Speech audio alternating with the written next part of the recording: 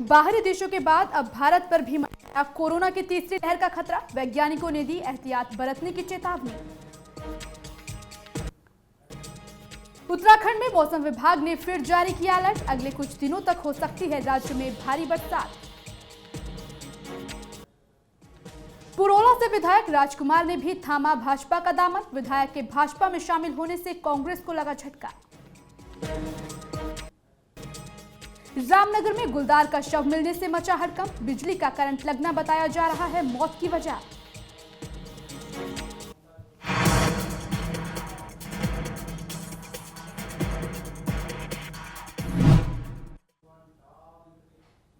नमस्कार, मैं राखी और आप देख रहे हैं न्यूज 31 उत्तराखंड। और अब वक्त हो चुका है उत्तराखंड बुलेटिन का।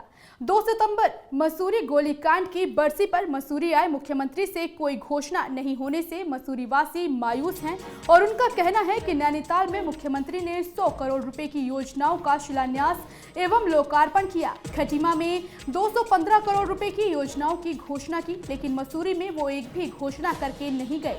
पूर्व विधायक जोत सिंह गुनसोला ने कहा कि 2 सितंबर को मसूरी आगमन पर क्षेत्र की जनता को उम्मीद थी कि मुख्यमंत्री मसूरी के विकास के लिए कोई बड़ी घोषणा करेंगे, लेकिन अब यहाँ के निवासी मायूस हैं और उन्हें लगता है कि कहीं ना कहीं मुख्यमंत्री कुमाऊं और गढ़वाल में भेदभाव कर रहे हैं। उन्होंने कहा कि कुमाऊं मंडल और में मुख्यमंत्री ने करोड़ों रुपए की घोषणाएं की हैं, जिससे साफ जाहिर होता है कि मुख्यमंत्री गढ़वाल और कुमाऊं में भेदभाव कर रहे हैं। हमें ये उम्मीद थी कि मसूरी में यहाँ के जो विधायक हैं गणेश जोशी, वो काबीना मंत्री बने हैं तो तब तो विकास होगा। पिछले 5 सालों में कोई विकास नहीं हुआ, लेकिन मंत्री गणेश जोशी या काबीना मंत्री बने थे, विकास की उम्मीद जगी थी। लेकिन उससे बड़ी उम्मीद हमारी जगी थी जब ये 2 सितंबर मसूरी गोलीकांड के दिन पर माननीय मुख्यमंत्री जी यहाँ पहुँचे थे। जब ये वो नए मुख्यमंत्री बने हैं और कुमाऊं के लोग इस मामले में काफ़ी प्रगतिशील लोग हैं, क्योंकि जब भी कहीं कोई मंत्री या मुख्यमंत्री जाता है तो वो पहले से पूरी प्लान बना के चलते हैं और वहाँ उन्होंने मुख्यमंत्री ने घोषणा की। लेकिन ये निश्चित एक दुखद बात है कि अगर मसूरी में मुख्यमंत्री पहली बार आए और मसूरी के जैसे पर्यटक स्थल के बारे में अगर उन्होंने कोई घोषणा नहीं की तो बिल्कुल। जसपुर में आज समाज सेवी संस्था हकीम रफीक अहमद मेमोरियल सोसाइटी ने भाजपा के पूर्व कैबिनेट मंत्री विनय रोहिला को उनके विकास कार्यों के लिए अंग वस्त्र देकर doctor APJ Abdul Kalam award 2021 से सम्मानित किया। वहीं संस्था के पदाधिकारियों ने कहा कि उत्तराखंड बनने के बाद जसपुर के पूर्व विधायकों ने जसपुर को कोई नई पहचान नहीं दी, लेकिन भाजपा के कद्दावर नेता विनय रोहिला ने जसपुर में अनेक विकास कार्य और अनेकों योजनाओं से फायदा पहुंचाकर जसपुर का नाम रोशन किया। वहीं आज विकास पुरुष की संज्ञा देते हुए विनय रोहिला को सम्मानित किया गया। हकीम डॉक्टर रफीक साहब के जो फाउंडेशन है उनके द्वारा जो है हमने उनको सम्मानित किया है एपीजे अब्दुल कलाम अवार्ड से, क्योंकि उन्होंने इस विधानसभा ही नहीं बल्कि और दूसरे क्षेत्रों में भी ऐसे सराहनीय कार्य किए हैं जो वाकई उनके वो हकदार बनते हैं। विश्व स्तर पर टोक्यो में आयोजित पैरा ओलंपिक प्रतियोगिता में कांस्य पदक जीतकर देश प्रदेश का नाम रोशन करने वाले मनोज सरकार का आज रुद्रपुर आगमन पर भव्य स्वागत किया गया। साथ ही शहर भर में सत्ता पक्ष और विपक्ष से जुड़े नेताओं और आमजन ने जगह जगह सम्मान रैली में स्वागत कर उनका हौसला अफजाई की।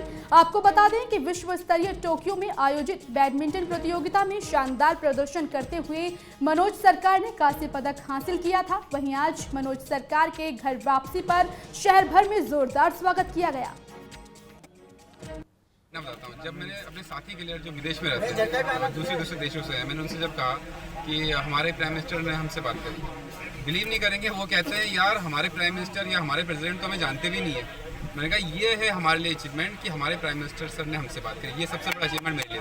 टोक्यो पैरा ओलंपिक में कांस्य पदक जीतकर आए, देश के लिए गौरव की बात है, साथ साथ रुद्रपुर के लिए भी बहुत गौरव की बात है। सभी लोग बहुत उत्साहित हैं और उनका भव्य स्वागत भी किया गया है और आगे भी उज्ज्वल भविष्य की कामना करते हुए वो आगे गोल्ड मेडल जीत के आए, ऐसी हम सबकी कामना करते हैं।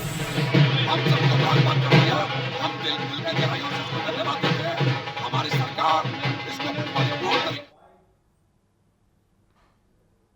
हल्द्वानी काठ गोदाम में आज देवभूमि उत्तराखंड के ट्रक ट्रांसपोर्टरों ने पुलिस के अपर वाहन स्वामियों और वाहन चालकों का उत्पीड़न करने का आरोप लगाते हुए जोरदार प्रदर्शन किया। इस दौरान आज काठ गोदाम में तमाम वाहन स्वामियों और वाहन चालकों ने हड़ताल की। वहीं भड़के हुए वाहन चालक पुलिस के खिलाफ जोरदार नारेबाजी करते नजर आए। साथ ही वाहन चालकों ने पुलिस पर कई गंभीर आरोप लगाए। न्यूज़ 31 इस समय पहुंचा हुआ है काठ गोदाम पर, जहां पर आप देख सकते हैं कि यहाँ पे तमाम जो ट्रांसपोर्टर लोग हैं वो यहाँ पे आज हड़ताल में बैठे हुए हैं। आखिर ये क्यों हड़ताल में बैठे हुए, इनसे जानना चाहेंगे। आपसे जानना चाहेंगे क्यों आप लोगों ने यहाँ पे हड़ताल कर रखी है। देखिए, यहाँ पर जो हमारा धरना प्रदर्शन जो भी हड़ताल चल रही है यहाँ पर, इसमें किसी भी, सबसे पहले तो मैं बात बता दूं, किसी भी प्रकार की कोई राजनीतिक मामला नहीं है, किसी भी प्रकार की कोई गुंडागर्दी नहीं है। जो जितने हमारे जो दिख रहे हैं ट्रांसपोर्टर लोग हैं, सब गाड़ी वाले हैं, सब कमाते हैं। लेकिन यहाँ पर अभी उत्तराखंड में, यहाँ पर हमारे यहाँ पर नैनीताल डिस्ट्रिक्ट में यहाँ पर जो भी हो रहा है, यहाँ से लेकर पूरे कुमाऊं में पुलिस प्रशासन का ऐसा हो रहा है कि हर चौकी पे, हर जहाँ पर पुलिस का वो बना हुआ है, चौकी बनी है, हर जगह चालान हो रहे हैं। 40,000, 50,000, 1-1 लाख तक के चालान हो रहे हैं। गाड़ी चालान क्यों हो रहे हैं? आपके पेपर पूरे नहीं है इस वजह से चालान हो रहे हैं? किस वजह? पेपर पूरे होने के बाद भी चालान, पेपर पूरे हैं, उसके बाद भी सारी डॉक्यूमेंट चेक करें, ये सारे डॉक्यूमेंट ओके हुए हैं, सब कुछ ओके है। जबरदस्ती चालान 200 का, कम से कम 200 का चालान है। हमारे पास निकल सरकार से डंडा है कि हमें चालान करना ही करना है, हमें ये सुनने को मिल रहा है। अंडरलोड वाहन में भी चालान हो रहे हैं। बिल्कुल, अंडरलोड वाहन में भी चालान हो रहे हैं। 3 एक ड्राइवर क्या होता है, देखिए अपने बच्चों को पालता है, उसके बाद एक ड्राइवर से ही रोजी रोटी है, ठीक है, उसी में उसका देखिए DL 3 महीने के लिए निरस्त कर दिया जाता है। 3 महीने तक पेट से खाना नहीं खा सकता है। अभी देखिए, अभी कोरोना महामारी से कोई काम नहीं रहा, सारा काम बंद था। आपको पता है लॉकडाउन की स्थिति, सब भूखमरी की स्थिति आ गई थी। अभी जैसा काम रन पे चला है तो 40,000, 50,000, 60, 70,000 के चालान एक हफ्ते में हो रहे हैं। ये बताइए, ये क्या है कमाई, ये क्या है, आदमी क्या खाएगा? ये तो ऐसे, तो ये देवभूमि में ऐसे काम होते हैं। आपसे जानना चाहेंगे आपने क्यों यहाँ पे हड़ताल करी और क्या मांग करते हैं अब? हम चाहते हैं कि सीपीओ और पुलिस जो उत्पीड़न कर रही है और जीता जागता सबूत है, एक ही गाड़ी के 4 चलाने एक दिन में ये हमारी उत्तराखंड मित्र पुलिस एक चालान होता है, ये हमारी मित्र पुलिस है। पूरा उत्तराखंड जो गाड़ी वाला है हमारा एक राजधानी में एक चालान होता है। हम चाह रहे हैं ना, जो मांग ये हम चाह रहे हैं कि आप बताएं आपकी क्या मांग? भाई सर, हम चाह रहे हैं कि सीपीयू और ट्रैफिक, ये जो मामला पुलिस से ये हटा दे मामला, मात्र आरटीओ और टीआई और ट्रैफिक पुलिस को मामला दे दे। हम उसमें खुश है। पुलिस हो तो यहाँ से लेकर पहाड़ तक कहीं 500 की एंट्री हो रही है, कहीं 100 की एंट्री हो रही है, कहीं 400 की एंट्री हो रही है, हर गेट में एंट्री। कहाँ से लाएगा एक मोटर मालिक? ये हम चाहते हैं। बिल्कुल, आप देख सकते हैं यहाँ पे तमाम जो ट्रांसपोर्टर लोग हैं उनका सीधे तौर पर पुलिस प्रशासन के ऊपर आरोप है कि उनके ऊपर यहाँ पे उनका उत्पीड़न किया जा रहा है और उन लोगों की मांग है कि यहाँ पे पुलिस से हटा के और सीपीओ से हटा इनका जो चालान की जो प्रक्रिया वो सिर्फ आरटीओ करे। और अगर इन लोगों की जो मांग है अगर वो यहाँ पे पूरी नहीं की जाती है तो यहाँ समस्त जो ट्रांसपोर्टर लोग हैं वो उग्र आंदोलन के लिए यहाँ पे बाध्य होंगे। उत्तराखंड मंडी परिषद के अध्यक्ष गजराज बिष्ट ने 2022 में होने वाले विधानसभा चुनाव में 60 विधानसभा सीटों में भाजपा की जीत का दावा किया है। इस दौरान पिथौरागढ़ के दौरे पर आए गजराज बिष्ट ने मीडिया से बात करते हुए कहा कि भाजपा के राष्ट्रीय अध्यक्ष के साथ ही संगठन के उच्च नेतृत्व में इसका खाका भी खींच लिया गया है। वहीं गजराज बिष्ट ने कहा कि बीजेपी राष्ट्रीय अध्यक्ष की ओर से दिए गए लक्ष्य को हासिल करने के लिए पूरा संगठन जोर शोर से जुट गया है। इस दौरान गजराज बिष्ट ने कहा कि उनके साथ ही संगठन और सरकार के बड़े नेता हर विधानसभा क्षेत्र में जाकर कार्यकर्ताओं में जोश भर रहे हैं और भाजपा कार्यकर्ता पिछले 4.5 सालों में भाजपा सरकार की ओर से किए गए कार्यों को जनता के बीच में ले जाने का काम कर रहे हैं ताकि भाजपा 2022 में प्रचंड जीत सुनिश्चित कर सके।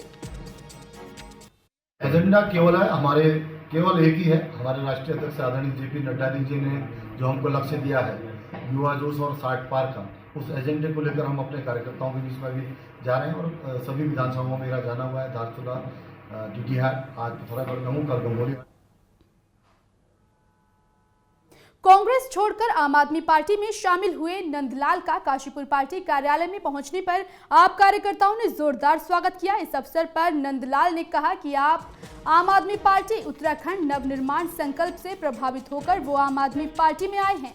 फ्री बिजली के मामले में उन्होंने कहा कि विरोधी दल दुष्प्रचार कर रहे हैं, जबकि हकीकत ये है कि जनता के पैसे को मैनेज करके जनता के हित में फ्री बिजली देने का काम जो आम आदमी पार्टी कर रही है वो वाकई सराहनीय है और ये एक सच्ची जनसेवा है। इस अवसर पर आम आदमी पार्टी के प्रदेश उपाध्यक्ष और राज्य आंदोलनकारी दीपक बाली ने नंदलाल का पार्टी में आने पर स्वागत किया और उन्हें सहयोग का आश्वासन देते हुए कहा कि नंदलाल एक शिक्षित और युवा हैं और उनमें समाज सेवा की सच्ची भावना है। जैसा आम आदमी पार्टी जैसा शीर्ष नेतृत्व का आदेश होगा उस आदेश का पालन करूंगा सर। लड़ने की नहीं है, जो यहाँ पे अब तक जो राजनीतिक दलों ने किया है उस व्यवस्था सिस्टम नहीं है। यहाँ आम आदमी पार्टी में वो सिस्टम है। और इसी के साथ उत्तराखंड बुलेटिन में आज के लिए बस इतना ही। बाकी की खबरों को देखने के लिए आप बने रहिए न्यूज़ 31 उत्तराखंड के साथ। नमस्कार।